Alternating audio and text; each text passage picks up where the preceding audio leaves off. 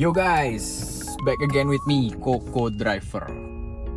Hari ini hari Jumat, udah hampir di penghujung liburan lebaran ya. Gue mau tes orderan nih. Apakah orderan masih gacor? Apakah argo masih bagus ya? Buat yang penasaran, ikutin terus videonya. Ini sekarang gue lagi on the way jemput penumpang pertama.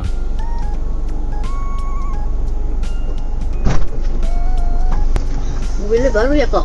Oh, udah mobil lama sih tante.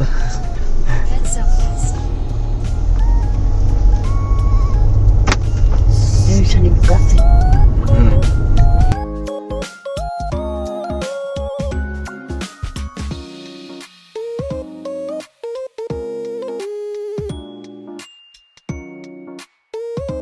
Mumpung pasti lega.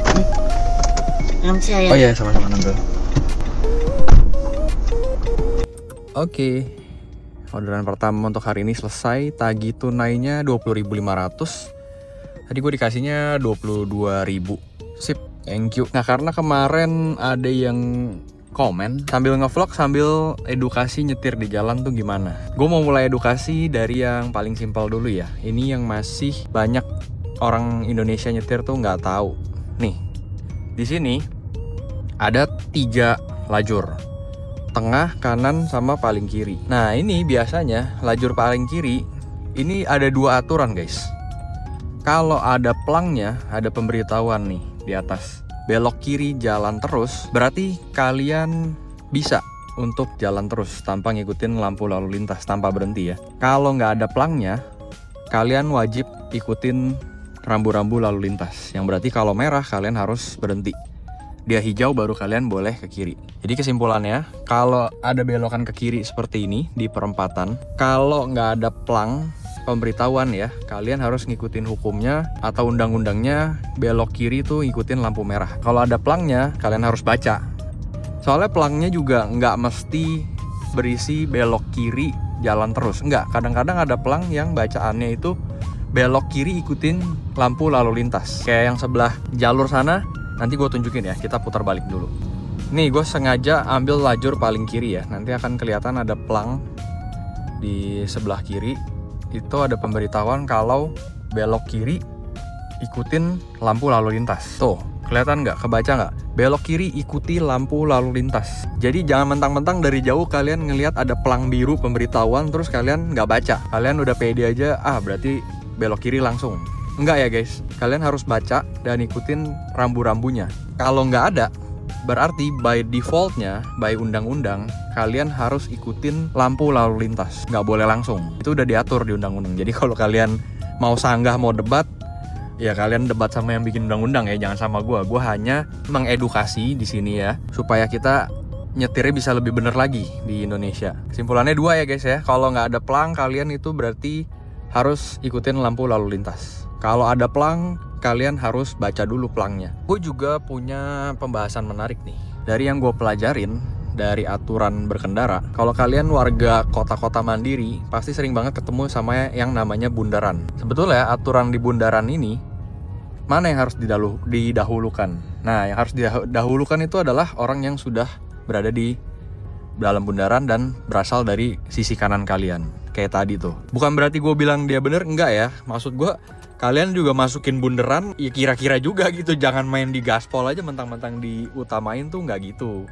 Kayak tadi tuh main nyelonong aja. Nggak gitu caranya juga.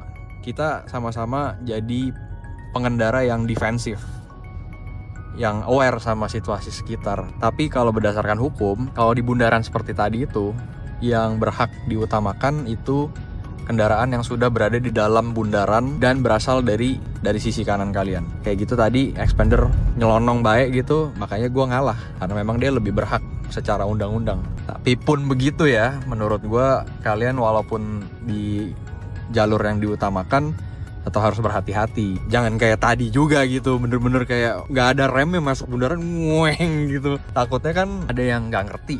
Atau biasa kan, sorry ya, pemotor-pemotor di Indonesia ini kan juga masih selonong boy nih. Ya kalian rugi sendiri juga nanti. Tapi balik lagi, kalau amit-amit terjadi sesuatu, kalau berdasarkan undang-undang, ya yang di dalam bundaran itu yang utamakan. Ya nih sambil kita sharing-sharing aja ya. Soalnya ini dari tadi belum bunyi nih aplikasi, udah 2 aplikasi gue nyalain loh. Agak ngedelay nih orderan. Mungkin efek orang udah mulai pada kerja, sama kedua efek gue nyortir juga kemarin. Kemarin itu gue pernah on beat seharian, terus gue sortir keras dah, bener-bener sortir banget dah. Gue ngeterimain orderan tuh cuman yang gue mau aja. Jadi efeknya kayak gini mungkin.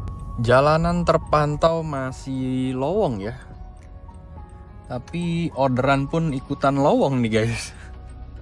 Belum bunyi-bunyi lagi nih aplikasi. Astaga guys, dari tadi yang GR belum gue nyalain ternyata.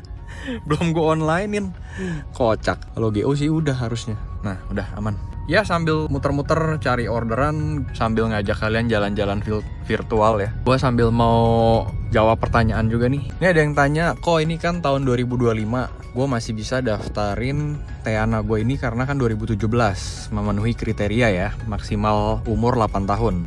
Nanti kalau udah ganti tahun, apakah mobilnya juga harus ganti? Apakah mobilnya akan terhapus di aplikasi? Kalau dari pengalaman gue, mobilnya nggak akan terhapus dari aplikasi dan kalian juga nggak perlu ganti mobil. Kalian tetap bisa pakai mobil yang sama yang sudah terdaftar di aplikasi. Tapi downside-nya, layanannya ada beberapa yang dihilangkan sama si aplikator. Misalkan contoh ya, kalian di tahun 2025 ini mobilnya tuh masuk ke layanan comfort, layanan luxury, atau enggak layanan yang premium. Nah nanti kalau pada saat tahunnya udah ganti dan ternyata umur mobil kalian udah keluar dari syarat yang ditentukan, nah layanan itu akan hilang. Jadi layanan yang tersedia itu akan hanya ada layanan-layanan basic aja, seperti Argo Hemat atau pilihan Argo Standar. Paling banter kalau di Gokar, Gosen masih tetap ada. Tapi kalau seperti Gokar Comfort, Gokar Lux, ya pokoknya layanan-layanan yang di atas yang layanan basic, kalau umur mobilnya sudah nggak memenuhi syarat, ya layanannya yang dihilangin, bukan mobilnya. Jadi kita tetap bisa narik, tapi ya gitu. Layanannya downgrade. Argonya pun ikutan downgrade. Sekian jawaban dari gue ya, semoga membantu. Barangkali juga ada yang lebih tahu atau ada kesalahan, nanti dikoreksi aja di kolom komentar. By the way, ini mana ya? Buset. Nggak bunyi cuy. Melipir udah sampai rumah lagi. Tuh liatin, berapa kilo yang udah gue tempuh. 17 kilo. Muter-muter cari orderan tuh 17 kilo. Ini nggak ada orderan masuk tuh ya. Nggak ada yang gue cancel, nggak ada yang di cancel. Begitu pula di Grab. Oh nggak ada sama sekali. Gue putuskan udah offline aja deh. Karena kalau dari pengalaman gue, kalau dari pas nyalain tuh udah anyep akunnya, ya sampai akhir hari itu biasanya anyep. Jadi percuma dilanjutin, dipaksa. Kalau gue muter-muter juga gue jadinya cuman buangin bensin aja. Mendingan gue offline-in aja, hari ini nggak jadi on beat. Dan jadinya gue sharing seputar aturan-aturan berkendara ya. Kesimpulannya tadi satu, kalau belok kiri di perempatan itu nggak selalu bisa langsung belok kiri. Kalian harus selalu perhatikan rambu-rambu, ada 2 jenis, bisa langsung belok kiri atau ikutin lampu lalu lintas. Kalau nggak ada rambunya, nggak ada pelangnya, kalian by default harus ikutin lampu lalu lintas. Kesimpulan yang kedua, kalau kalian ketemu bundaran, mobil yang harus diutamakan itu yang sudah berada di dalam bundaran dan berada di sisi kanan kalian. Tapi bukan berarti walaupun kalian sudah berada di dalam bundaran, kalian seenaknya juga. Kalian tetap harus aware sama harus tetap menghargai pengguna-pengguna jalan lain. Dan yang terakhir, yang ketiga, kalau tahun mobil kalian itu sudah tidak masuk ke dalam kriteria aplikator, ini bukan mobilnya yang dihapus atau akunnya yang dihapus, tapi layanannya aja yang dihapus. Ya udah guys, sampai di sini dulu video kali ini ya. Semoga sharing sama edukasi dari gue bisa membantu kalian, dan harapannya dengan sharing edukasi kayak gini, gue bisa menciptakan lingkungan berkendara yang lebih kondusif di Indonesia ini. Alright guys, stay safe. Thank you for watching. See you in the next video. Bye.